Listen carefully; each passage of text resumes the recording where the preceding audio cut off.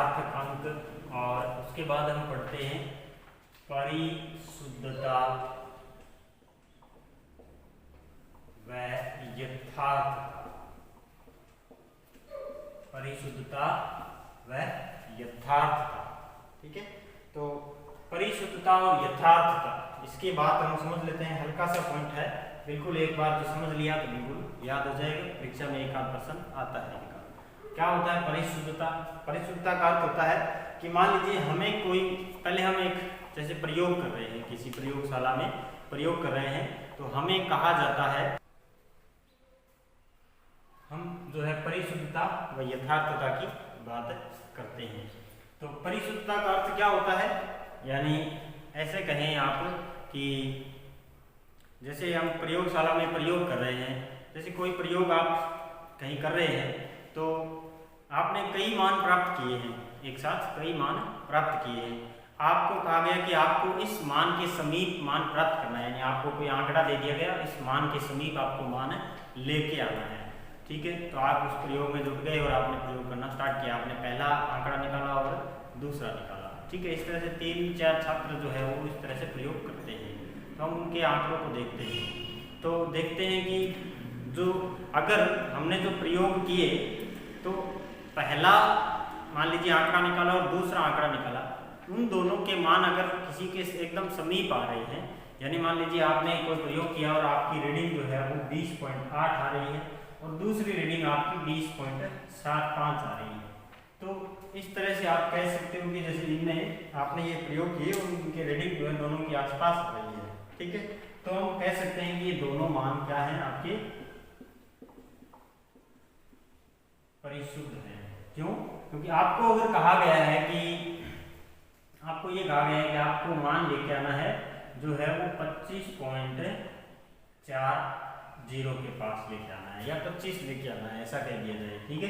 तो इसके आसपास आपको मान लेके आना है। तो आपने प्रयोग किया, आपका मान तो 25 के आसपास तो नहीं आया, लेकिन आपके जो मान आए वो 20.80 और 20.75 यानी बिल्कुल पास है, नजदीक आए, यानी एक दूसरे के समीप आए, ठीक है।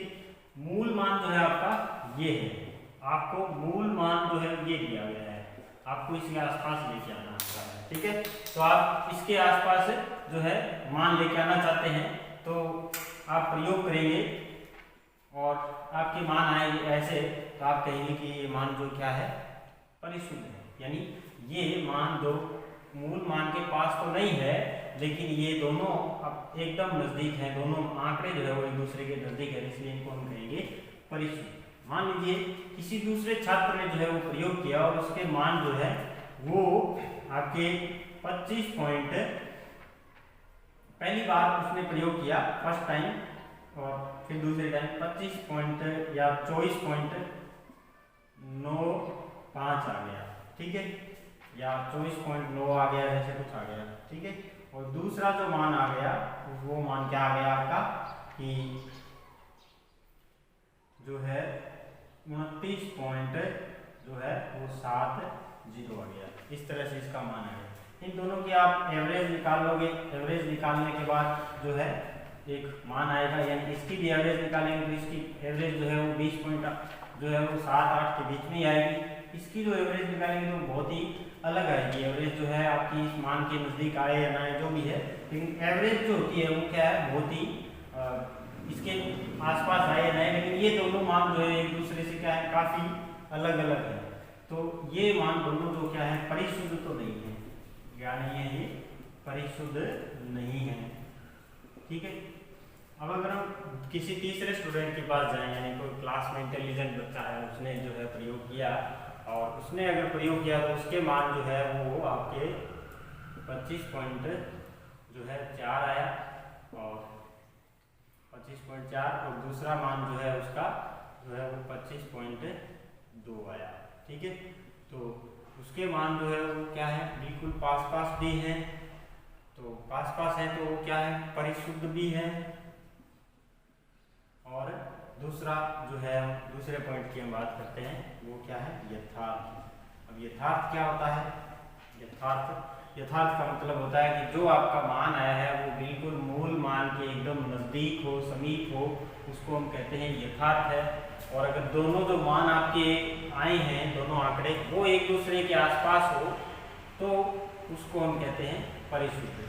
ठीक है, इसके भी जो है परिशुद्ध और यथार्थ, तो इसकी परिभाषाएं लिख देते हैं। अब हम देखते हैं परिशुद्धता और यथार्थता की परिभाषा। तुम कहते हैं कि प्रयोग, लिख देते हैं, प्रयोगशाला में प्रयोग करते समय यदि कोई मान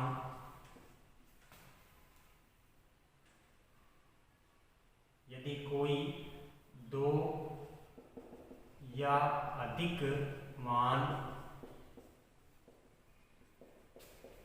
एक दूसरे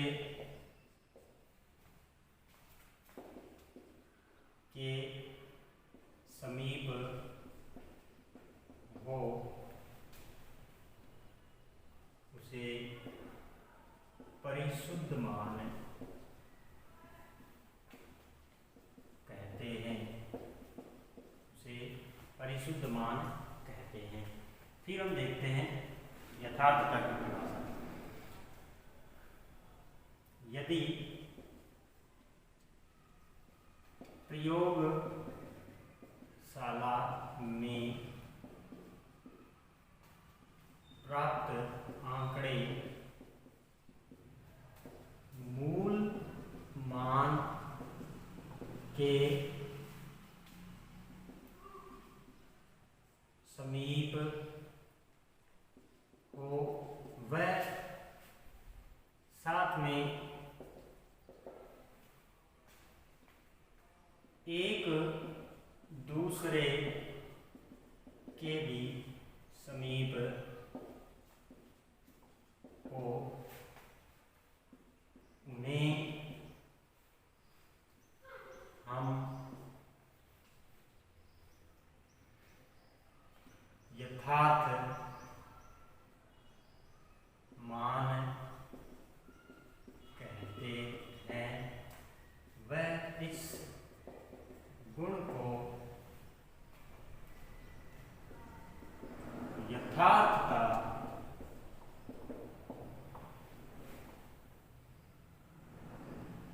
कहते हैं। ठीक है, वह इस गुण को क्या कहते हैं? यथार्थता कहते हैं। तो एक तो परिशुद्ध मान हो गया और एक यथार्थ मान हो गया। ठीक है, अब हम इसके कुछ पॉइंट्स लिख देते हैं कि परिशुद्ध मान यथार्थ हो भी सकता है और नहीं भी हो सकता है। यानी क्या कहते हैं कि परिशुद्ध मान यथार्थ हो भी सकता है, नहीं भी हो सकता है, लेकिन यथार्थ मान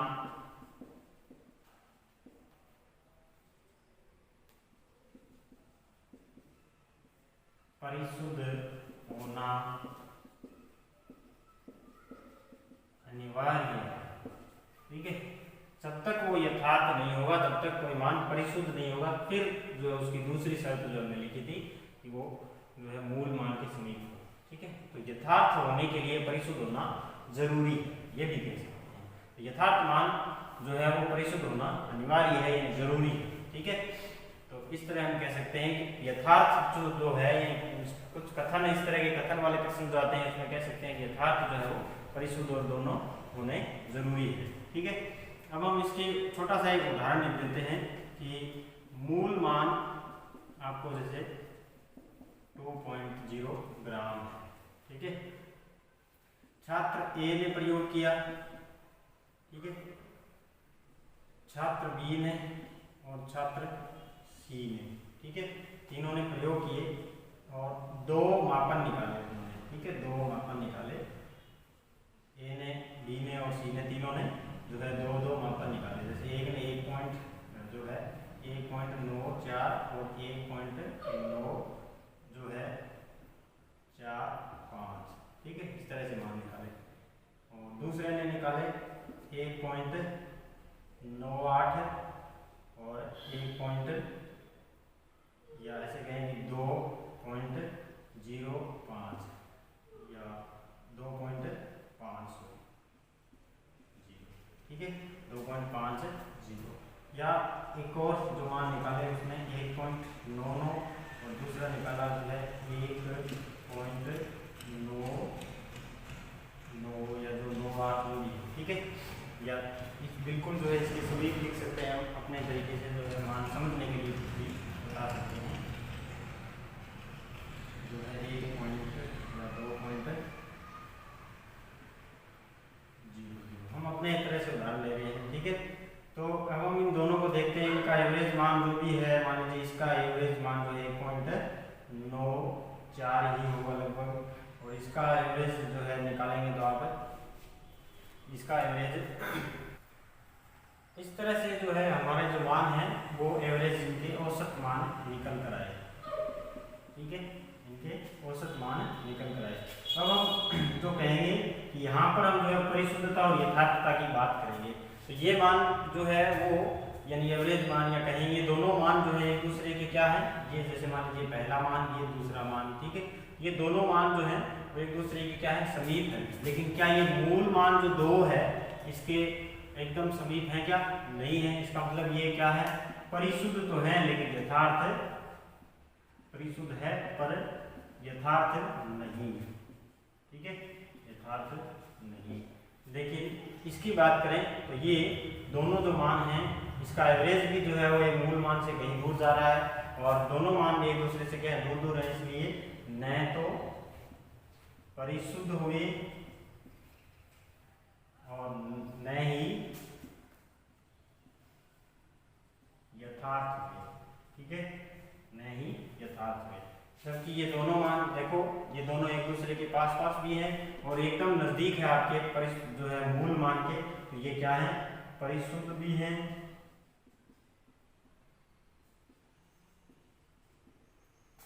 वह यथार्थ भी है, ठीक है।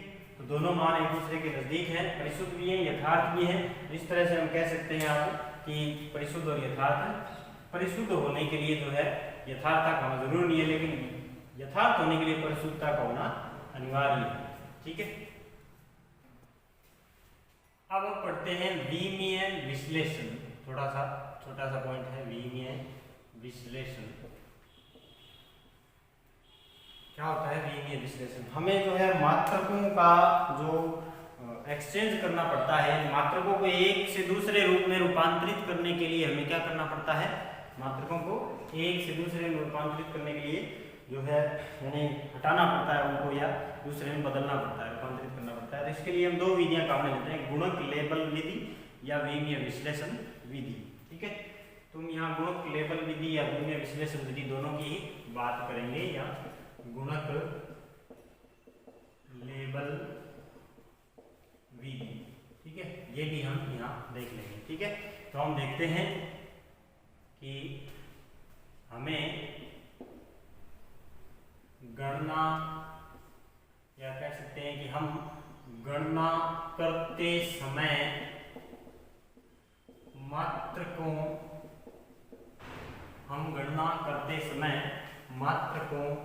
को एक दूसरे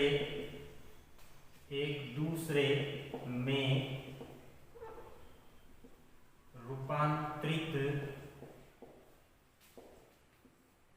करते हैं। इसके लिए हम एक दूसरे को रूपांतरित करते हैं, इसके लिए हम गुणक लेबल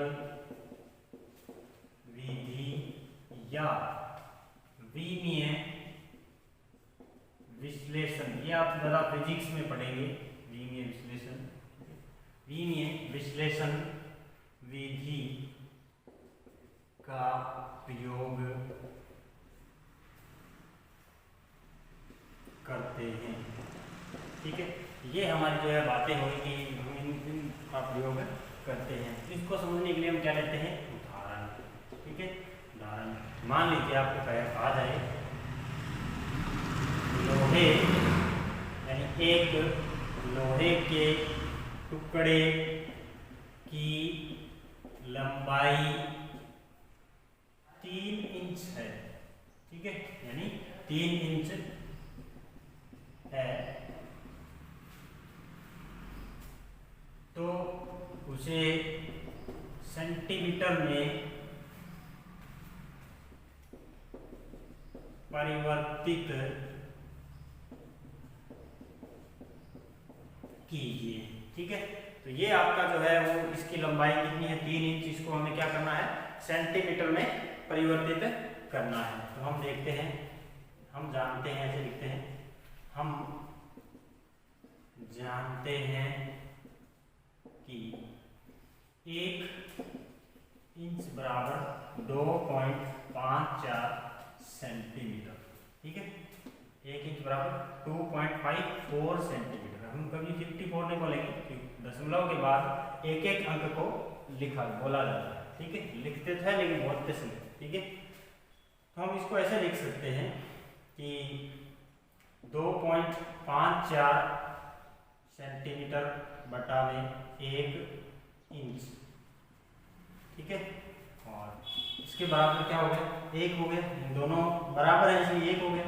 या हम कह सकते हैं कि 1 इंच बराबर जो है 2.54 सेंटीमीटर, ठीक है, दोनों बराबर है। अब हमें क्या दिया गया है 3 इंच का टुकड़ा दिया गया है, ठीक है। तो हम इसको इसमें से किसी एक से गुणा कर देंगे, गुणा कर देंगे तो हमारा जो इंच से इंच जो है वो कटना चाहिए, हमें क्या चाहिए सेंटीमीटर में चाहिए, हमें किस में चाहिए सेंटीमीटर में। तो हम इनमें से इसमें से कोई एक मान ले सकते हैं। तो हमें पता है कि इंच यहाँ नीचे है, यहाँ गुणा में आएगा तो ये और ये कट सकते हैं, ये मान नहीं ले सकते। अगर हमें सेंटीमीटर में दिया और इंच में चेंज करना होता तो ये ले लेते, ठीक है। तो हम इसको उपयोग करेंगे। तो 3 इंच गुणा 2.54 सेंटीमीटर बटा में जो है कितना आ जाएगा आपका 1 इंच, ठीक है। अब इसको हम क्या कर देंगे 1 इंच से इंच को काट देंगे तो 3 से गुणा करेंगे, 3 चौके 12 इससे 5, ठीक है, और 15 रहेगी 16 और फिर 3 दूनी 4 1 7.62 सेंटीमीटर, ठीक है। तो ये मान आ गया किसमें आपका सेंटीमीटर में। इस तरह से हम मात्रकों को क्या कर रहे हैं कन्वर्ट कर रहे हैं। तो ये गुणक लेवल विधि है।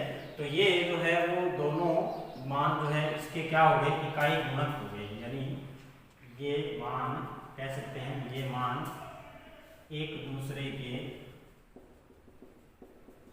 इकाई गुणक है, ठीक है। आपको इन चीजों को अच्छी तरीके से समझना है, फिर पढ़ना है, फिर उदाहरण हल करने हैं। एक और उदाहरण लेंगे। हमारा जो उदाहरण है 1 जग में 2 लीटर दूध है, दूध का आयतन मीटर क्यूब में ज्ञात करना है आपको। लीटर में दिया है और मीटर क्यूब में ज्ञात करना है, ठीक है।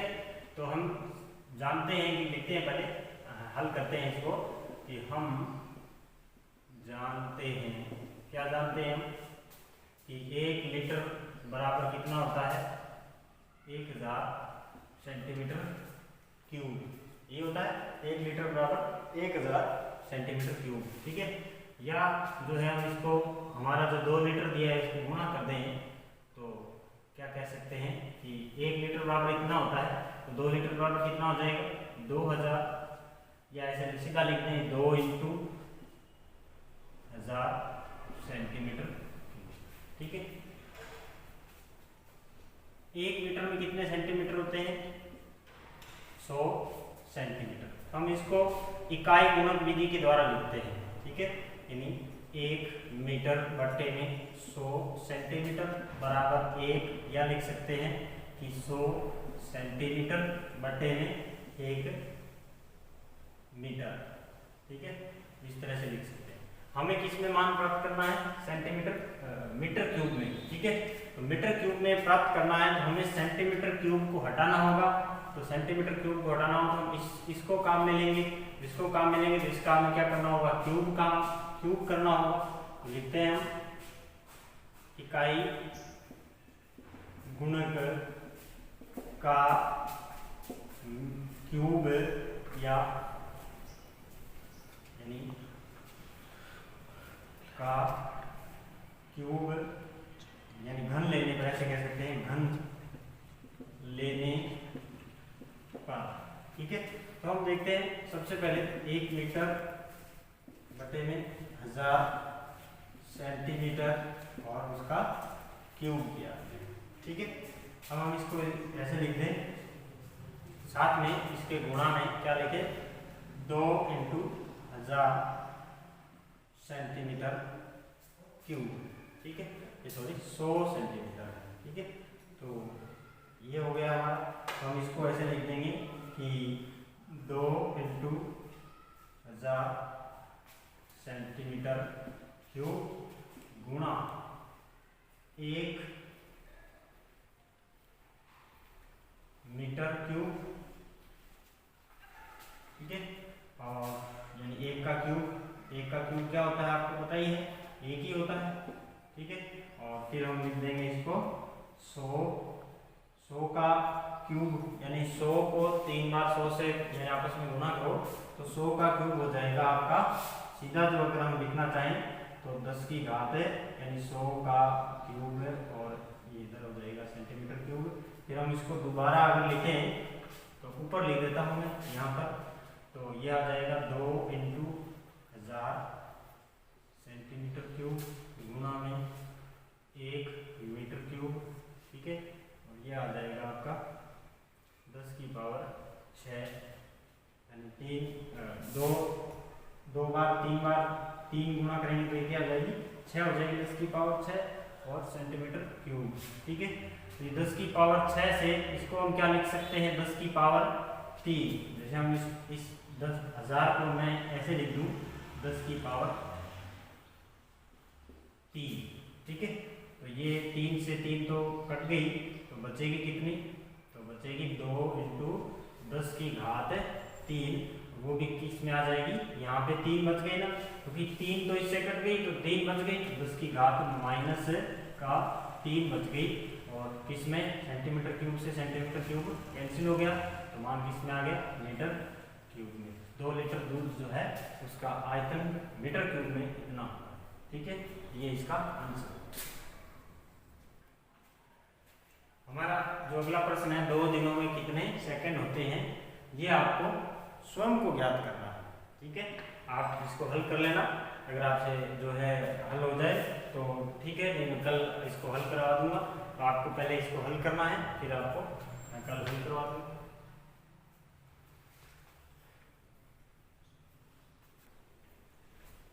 अगला जो है हम पढ़ते हैं रासायनिक संयोजन के नियम। इस चैप्टर में इम्पोर्टेंट जो है, सब इम्पोर्टेंट है सबसे ये जो नियम, यानी ये नियम ही हमारी केमिस्ट्री के आधार है। ठीक है, उसमें सबसे पहला नियम क्या आता है आपका, द्रव्यमान संरक्षण का नियम, यानी द्रव्यमान संरक्षण का नियम किसने दिया था, लेवोसियर ने।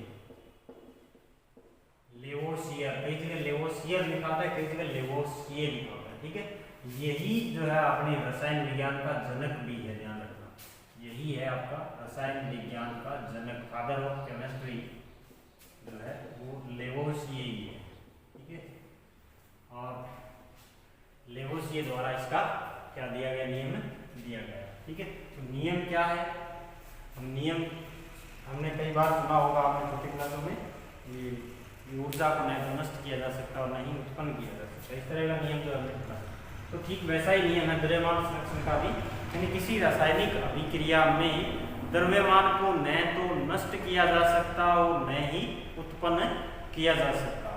ठीक है, द्रव्यमान क्या रहता है, संरक्षित रहता है, यानी द्रव्यमान को न तो आप घटा सकते और न ही बढ़ा सकते किसी रासायनिक अभिक्रिया में। मान लीजिए आपने जैसे कितने पदार्थ लिया हो, जितना आपने पदार्थ लिया उत्पाद में और उत्पाद के साथ जो सह उत्पाद प्राप्त हुआ है उसको मिलाकर जो है वो जितना होगा, पहले द्रव्यमान जितना लिया था उतना ही उसमें आपको मिलेगा। तो यही है द्रव्यमान संरक्षण का नियम। हम लिख सकते हैं, किसी रासायनिक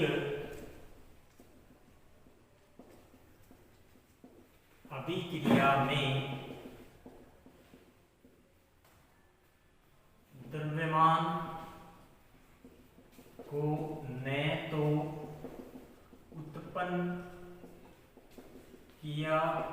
जा सकता है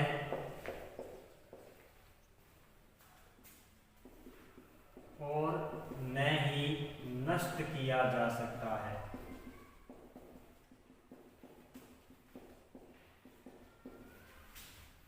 इसे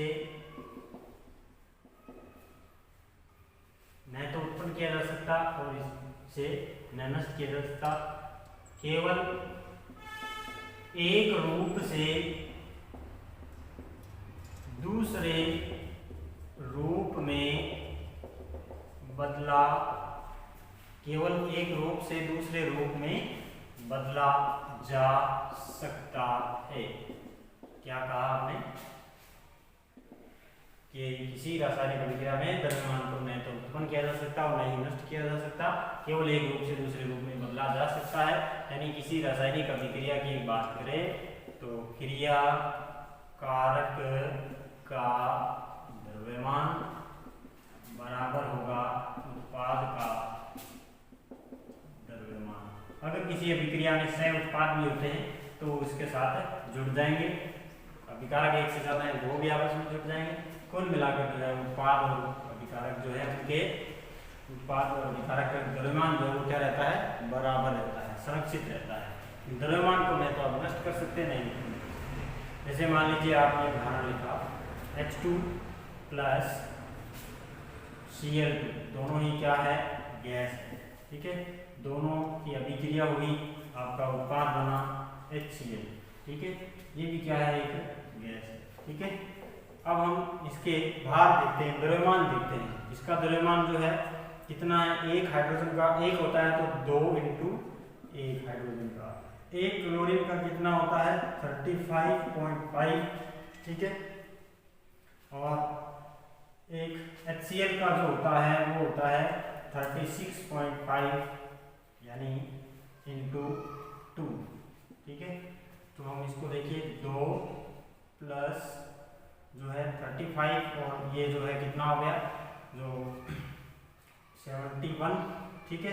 तो कुल कितना हो गया 73 और ये भी क्या हो गया आपका 73, ठीक है। तो ये कुल जो है आपका द्रव्यमान क्या रहा अभिक्रिया में, जो है उत्पाद और अभिकारक दोनों का समान है, इसलिए दोनों के क्या रहे, संरक्षित रहे। स्थिर अनुपात का नियम किसने दिया था, एल प्राउस्ट ने, इसके द्वारा दिया गया, एल प्राउस्ट के द्वारा दिया गया, ठीक है।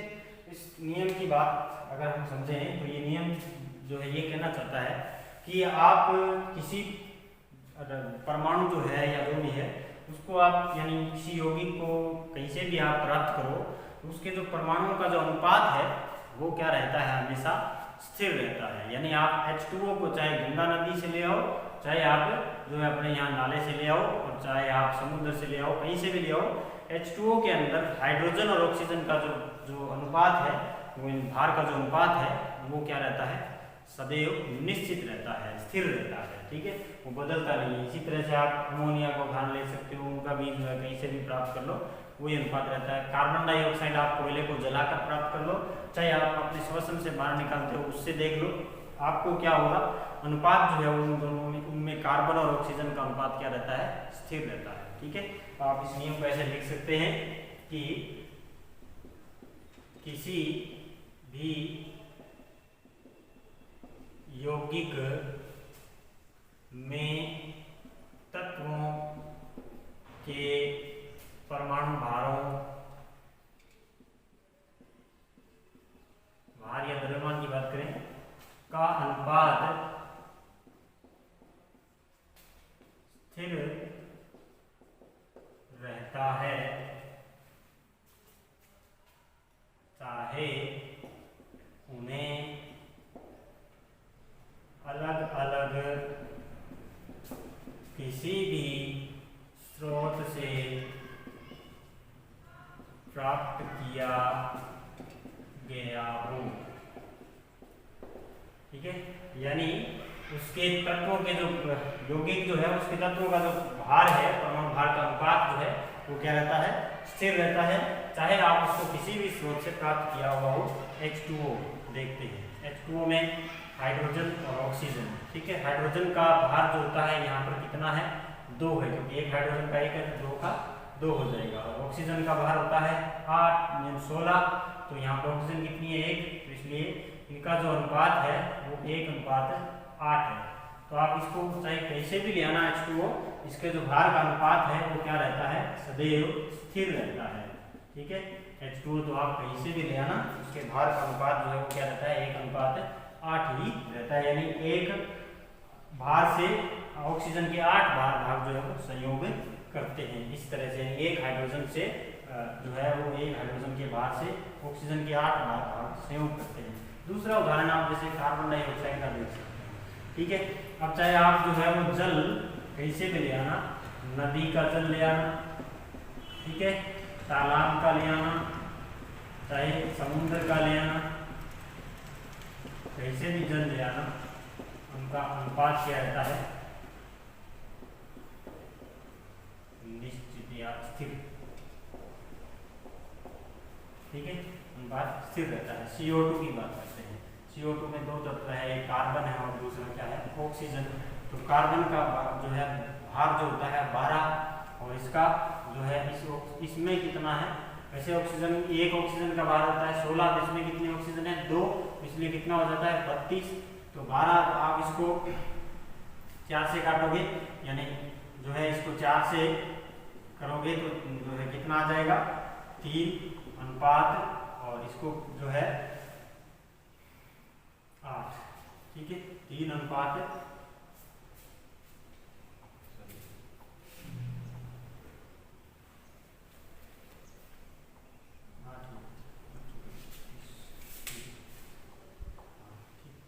3:8 आता है। तो 3:8 ही रहता है, चाहे आप इसको किसी भी स्रोत से प्राप्त कर लो।